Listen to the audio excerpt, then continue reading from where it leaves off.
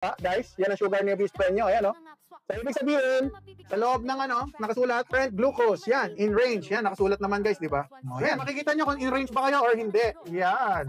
Yan natin malalaman. So, yan. Yan yung malalaman kung ang sugar nyo, tumataas, bumababa. Dahil nga naka-low carb ako, sir, hindi nyo papansin, hindi gano'ng pumapalong mataas. Nasa, nasa loob lang siya ng 5 to 6. So, yan. Ganyan ang low carb, guys. Para may idea kayo. Yan, no? 3 hours. O, di ba? Ganyan siya. Lalo na mga diabetic na katulad ko, kung ang kinain nyo, guys, mali, pag naglo-low carb, ha?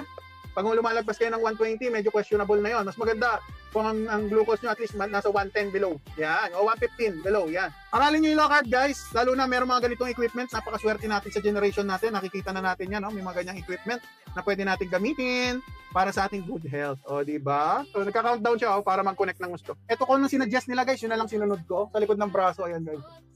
Ayan, o.